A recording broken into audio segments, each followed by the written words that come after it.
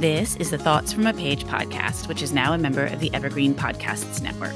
My name is Cindy Burnett, and each episode I interview authors about their latest works.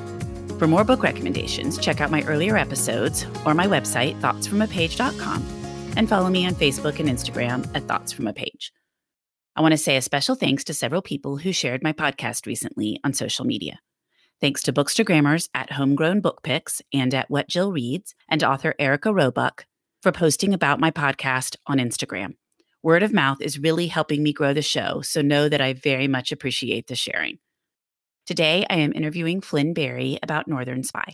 Flynn is the New York Times bestselling author of 3 novels: Northern Spy, a Reese's Book Club pick, A Double Life, a New York Times Book Review Editor's Choice, and Under the Harrow, which won the Edgar Award for Best First Novel and was named a Best Book of the Year by the Washington Post and The Atlantic. The recipient of a Yaddo Fellowship, she is a graduate of Brown University and the Michener Center for Writers. I hope you enjoy our conversation. And now for a quick break. For the last year, I have been focusing more on my health and eating habits. In connection with that, I have started drinking AG1 in the morning. When I started drinking AG1 daily, I could feel a real difference in my health and energy levels. That is because AG1 is a foundational nutrition supplement that supports your body's universal needs like gut optimization, stress management, and immune support. Since 2010, AG1 has led the future of foundational nutrition, continuously refining their formula to create a smarter, better way to elevate your baseline health. I recommend AG1 to all of my family and friends because the company has a team of doctors and scientists. It is tested for 950 contaminants and is NSF certified for sport. It is formulated based on the latest science, and it maintains high-quality standards. Thanks, AG1, for sponsoring my show. AG1 is a supplement I trust to provide the support my body needs daily. If you want to take ownership of your health, it starts with AG1.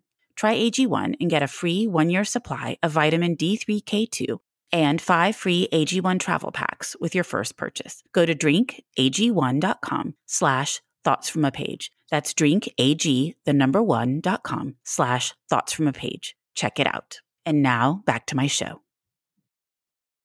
Welcome, Flynn. How are you today? I'm doing well. Thank you for having me. Oh, I'm so excited to have you. I'm really looking forward to talking about Northern Spy, which is Reese's April Book Club pick. Why don't we get started with you telling me a little bit about the book? I usually ask authors to just give kind of the basic synopsis for listeners that haven't read the book yet. Sure. So Northern Spy is a psychological thriller. It's about 2 sisters, Tessa and Marion, and their involvement with the new IRA in Belfast. And it's about spies and informers and secrets and loyalties and sisterhood and motherhood. Yes, there's a lot of shifting as the book goes on. So I thought you wove that in very well when I was thinking one thing was happening and then something totally different ended up happening. I really liked that. Oh, I'm so glad. Yeah, I write usually a very long first draft. I write longhand and then revise endlessly and sort of try out different tacks. And I like to sort of stay alongside my character and not plot out ahead so that I hopefully will be surprised as well as the reader by what happens next. Oh, that's fascinating. So you're a pantser versus a plotter. I am. I think plotting sounds really appealing to me because the way that I work is so inefficient. And I would love to just sort of sit down and start at the beginning and end at the end. But for me, it's much more kind of murky. And I try out different options and then sort of figure out the real shape of the story as I'm going and as I'm writing. And you write it longhand. You don't type it into the computer, but you sit down like on a yellow pad of paper and write it out? I do. So I write on plain printer paper and I use a ballpoint pen. And I think that helps me feel like I'm doing something kind of quiet or intimate, which is my goal. So I think in general with each of my books, the goal is to feel like I'm writing someone else's diary and I'm telling their own story at that kind of close level. And it helps to write longhand instead of to be on a computer for that. Oh, that's so interesting. It must take a little bit longer, but like you said, maybe it gets the creative juices flowing better. I think so. And then I type it all up and edit as I'm typing. But it feels a little bit more like drawing or playing around to write longhand. And I also listen to the same music every time I'm writing so that I have the same sort of atmosphere in mind when I sit down to work. I love that. How about the idea for this one? How did you come up with it? So this is a book that I had wanted to write for years. and been kind of terrified to do so. I was moving this past summer and I opened a notebook, and the first sentence in the notebook was an idea for a book about two sisters and the IRA. And I had forgotten that I'd even written that down, but that idea was sort of in the back of my mind for a long time. But I was nervous about writing about the conflict in Ireland because it's such a long and complicated struggle and history, and I didn't want to get it wrong. And I think that there are a few different sparks.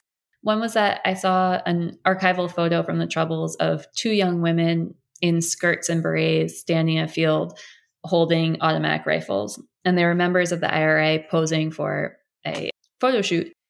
And I remember thinking, who are these women and why did they join and what's going on in their minds, and being kind of driven by that curiosity. And then another spark for the story was I read an article by the writer Patrick Radden Keefe, who wrote the book Say Nothing. And he talked about a man in Belfast getting into a taxi cab driven by one of the men who had abducted his mother during the Troubles, and not saying anything because if he confronted the man, he would be in danger. I just thought that was such ripe material for fiction to write about those kind of long suspicions or fears under the surface of the society. Well, that is a conflict that has been going on for a very long time in Ireland. And I guess I just wasn't aware that it was still so prevalent, which is ignorance on my part completely. I mean, I see the news now and I see the Brexit issues and the border between Northern Ireland and that being an issue. But I didn't realize that the IRA was still so completely prevalent in Northern Ireland. Yeah. So the book is it's actually set a few years in the future, and it's sort of looking at what might happen if things continue on course. It's what I hope won't happen, which is a return to the full kind of sectarian violence of the Troubles. But the IRA hasn't really gone away. It has in some ways. Northern Ireland is a wonderful place to visit, and it's very safe for tourists. And it's this beautiful, lively place, and Belfast is a wonderful city. But then at the same time, a lot of the issues from the Troubles haven't gone away and are still under the surface. And you see that if you're driving around Belfast, like you see there are peace walls, which are these massive fences to separate Catholic and Protestant neighborhoods so that there won't be violence between them. There are murals on the sides of buildings showing usually men, like masked men holding guns. And it just is very odd because you have this society that's ostensibly at peace, but there's still quite a lot of turmoil. Well, that's interesting because I was very curious what time period it was set in. I knew it was somewhat present day, but I wasn't sure exactly when, and then, whether what was happening with the IRA was really happening. So that's interesting. So it's maybe not as extreme as in your book, like the violence and what's happening, but there is still a fair amount of segregation between like neighborhoods and stores and between the two communities. Yeah, exactly. One of the reasons that I was also curious to write the book is I was talking to someone who described going to Northern Ireland and driving around with her friend. And she pointed out the Protestant cake shop. And that idea that you would know sort of which side of the political divide someone's on, to the point of identifying like bus stops or towns or bakeries along religious lines, seemed really odd and like ripe material for fiction. And it's interesting because in a lot of ways, the kind of conflict hasn't like reignited, but this past week there have been huge riots in Belfast with mostly young people, some children as young as 12 or 13, throwing rocks and petrol bombs at the police. There was a bus that was hijacked and set on fire. And there's a sense that for that generation, maybe they haven't seen all the benefits of peace that they were promised in 1998 with the Good Friday Agreement, and that their society hasn't improved and they aren't being sort of taken care of by the government in the way that they should be. And so there is some anger still. I saw that. In fact, I read one of those articles after I finished your book because I was so interested in what was happening there currently. But your sense of place is so strong, both for Northern Ireland and then also for the conflict. How did you go about creating that? Yeah, so I think one of the biggest things I read for in books is atmosphere and landscape. And it's also something that I care so much about in writing and that I really, really work on. And it's also one of my favorite things is to write about, forests or swimming or a city street when it's raining and that kind of environment. And so for this book, I did a lot of research with histories of the Troubles and the IRA and the geography and trying to sort of get a sense of that. And then I also went to Northern Ireland and I stayed in Belfast and lived in a house that becomes Marion's home in the novel, and spent time in Grey Abbey, which is the village where Tessa lives with her son, and which is one of the most beautiful places I've ever visited. It's this really gorgeous village on a sort of spit of land between a saltwater lake and the ocean. And I just completely fell in love with it.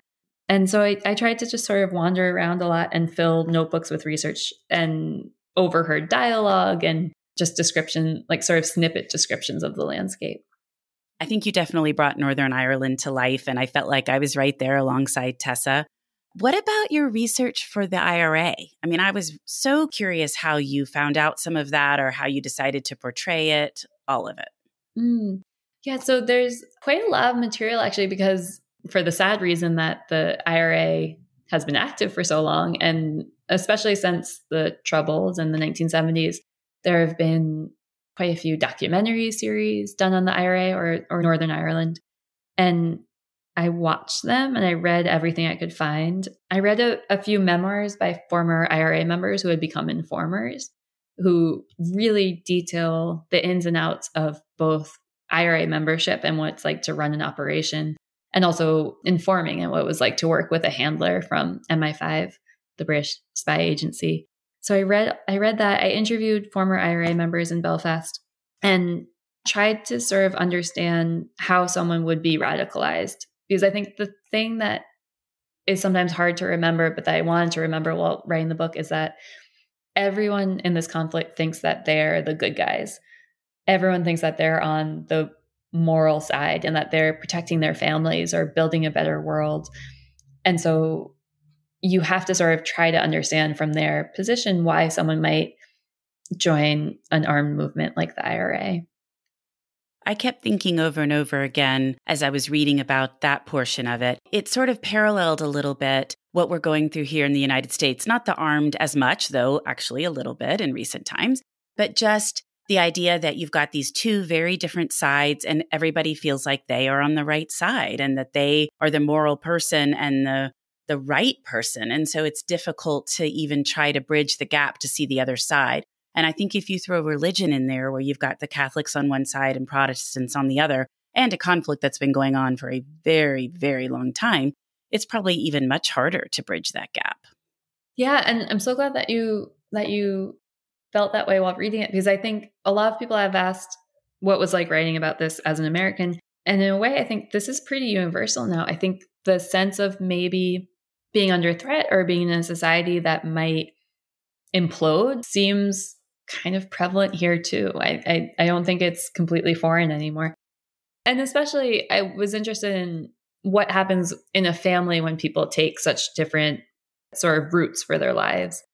I had heard in my research about a family with two sisters, and one of them left Northern Ireland and went away to university, and the other joined the IRA. And so while one sister was studying in a library, the other was lying in a ditch watching a police station for a surveillance operation. And I was just curious about what happens in a family when people take such different routes, and how do you sort of try to find one another across that divide, which is something that isn't, limited to Northern Ireland. I think we can all sort of look at that from our own families as well. Again, something that's played out a lot here. I see that with my friends, some of their siblings or parents or whomever. It makes family events very difficult because you've got people that are on polar opposite sides of some of these conflicts here, and people are very adamant about their own side. Mm-hmm. I think that tension is also really interesting because the stakes are so high for a lot of the issues in Northern Ireland. It is a matter of life or death for the people in the story. Yes. And what I thought was interesting, and this will not be a spoiler, but when they talk about being recruited, just generally being recruited, a lot of times the IRA will start with some very small thing like go watch the police station. But you just know, that's only the beginning, so you're kind of thinking this is going to go somewhere. So I thought that was very interesting that they have definitely taken the mental aspects of it and the best way to begin to bring somebody into the fold and then, run with it. And that's been very effective for them.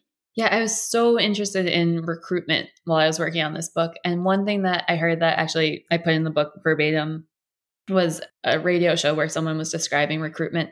And so that the recruiters will say something along the lines of, come where you are needed, come where you are loved. And I thought that was so interesting that we think of radicalization as maybe being rooted in hate or violence, but for a lot of people, it's rooted in kind of belonging and a sense of purpose and of having someone who's going to take care of them.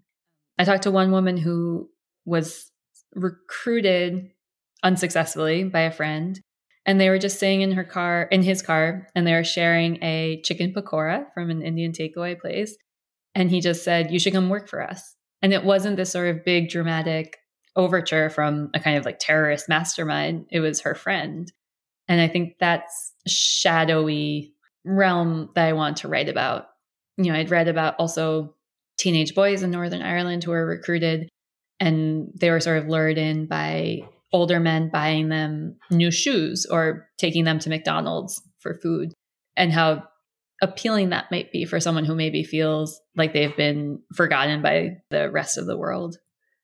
And I think that it's like you're saying, it's not this initial come join the IRA, this big terrorist organization. Instead, it's this little tiny pull, like, let me treat you to a meal, or your friend is sitting in the car with you, whatever it is. So you're not really thinking, I'm joining the IRA and I'm going to be involved in these huge things. Instead, it's just, oh, here's a group that wants me. I feel like that will be a nice sense of community. And then all of a sudden you're drawn into much darker things.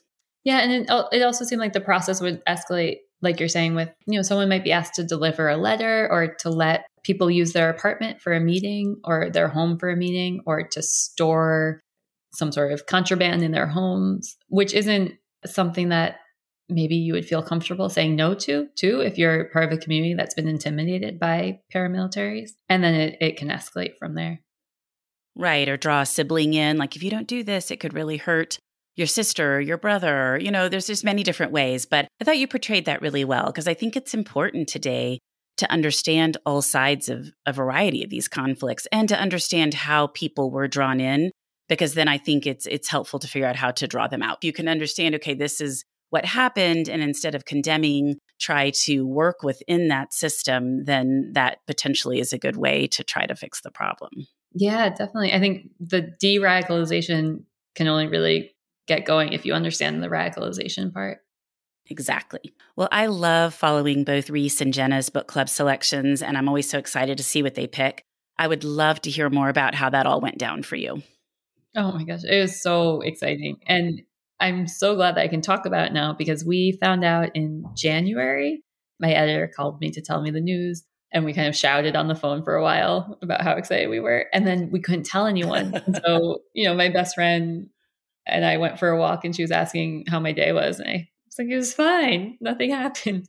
Nothing really big like a phone call from Reese Witherspoon happened. Nothing of note whatsoever. And I'm pretty terrible at keeping my own secrets. So that was really hard. But it's just so wonderful. And then the way that Reese Witherspoon announces it to the book group is there was a pick party last Tuesday morning, and people sign on from all over the world and are in a live chat. And I got teary during it, because there are people from everywhere, and they're so excited about reading, and they're so warm and kind with one another and with the authors. And it's just this really extraordinary community that she's built, that I'm so over the moon that I get to be part of it this month.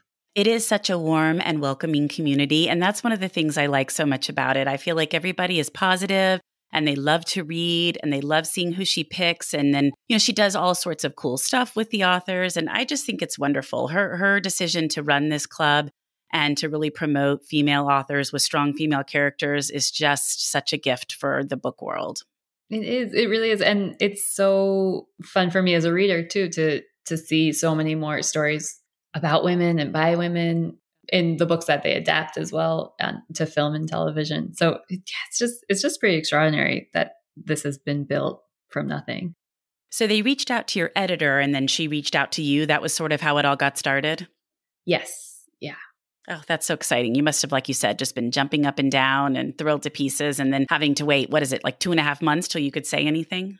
I told my toddler, who's 2.5, and he was like, just not super enthusiastic about the whole thing, did not understand the significance of it. And it just felt like having this wonderful secret until the publication. And I think, publication is so nerve-wracking. You're so kind of hopeful that the book will affect readers the way that you have been working towards, but you have no control over it and you don't really know what will happen once it's out in the world. And so this felt like a really kind of joyful way for it to be launched.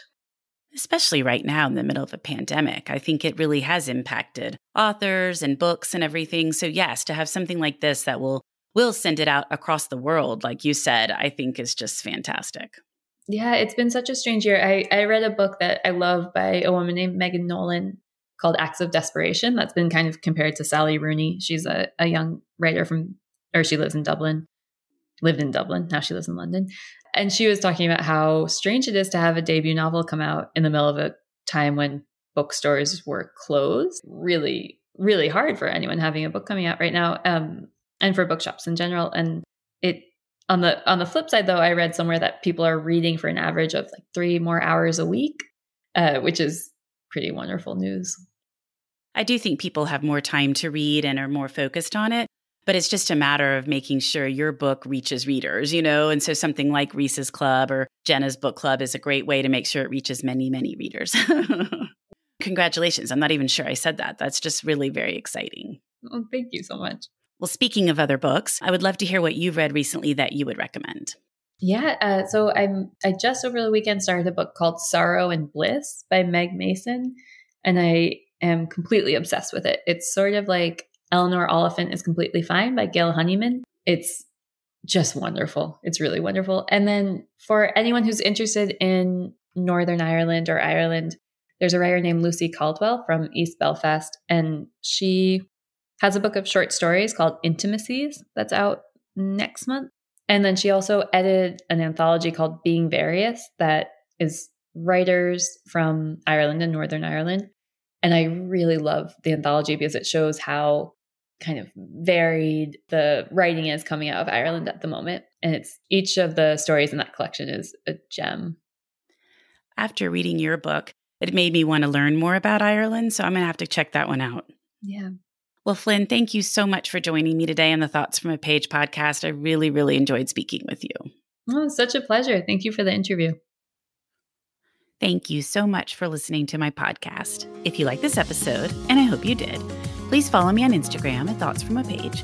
Tell all of your friends about the podcast and rate it or subscribe to it wherever you listen to your podcasts. I would really appreciate it.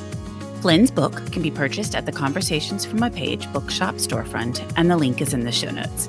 I hope you'll tune in next time.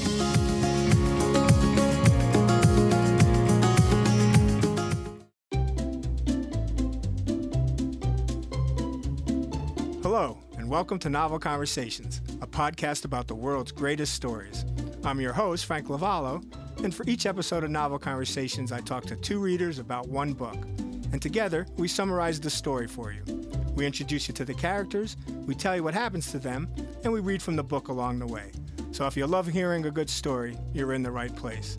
Our 9th season is coming this fall. Tune in to hear from some of the all-time great authors, Charles Dickens, Jules Verne, F. Scott Fitzgerald, and more. Subscribe to Novel Conversations wherever you listen to podcasts.